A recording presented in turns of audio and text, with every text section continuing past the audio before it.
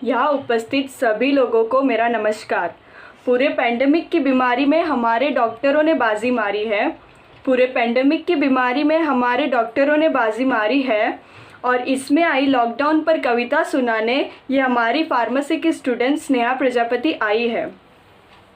चीन से आई एक बीमारी थी, चीन से आई एक बीमारी थी, पर यह बीमारी नहीं महामारी थी। घर से बाहर ना निकलना यही पहली चेतावनी थी, घर से बाहर ना निकलना यही पहली चेतावनी थी। शुरू यही से हुई लॉकडाउन की कहानी थी। घर पर रहने की आदत तो बहुत पुरानी थी, घर पर रहने की आदत तो बहुत पुरानी थी, पर फिर भी यह अजीबोगरीब सी ख्याली थी। साथ ही कोरोना का डर तो लोगों की परेशानी थी। छुट्टी तो बड़ी, पर खुशी ना रहने की हैरानी थी।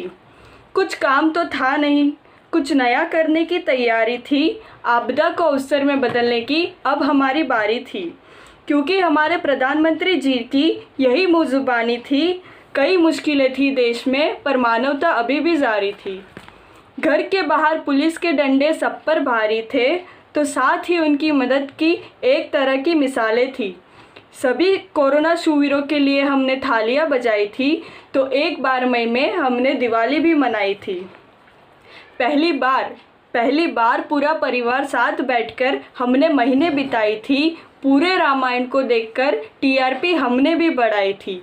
भारतीय योग, काढ़े और नमस्कार ने दुनिया को सिखाई थी। रहना अगर स्वस्थ हो तो दुनिया ने इन्हें भी अपनाई थी।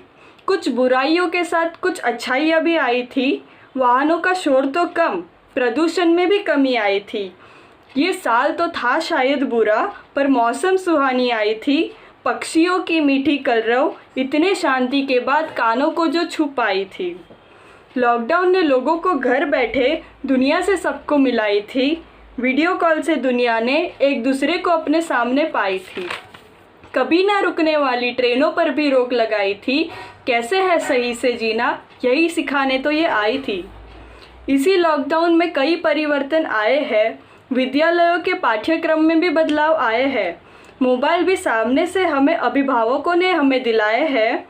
इसी बदलाव से हमने ये कविता आपको घर बैठे सुनाए है, क्योंकि कैसे है सही से जीना यही सिखाने तो ये आई थी। कैसे है सही से जीना यही सिखाने तो आई थी। Thank you.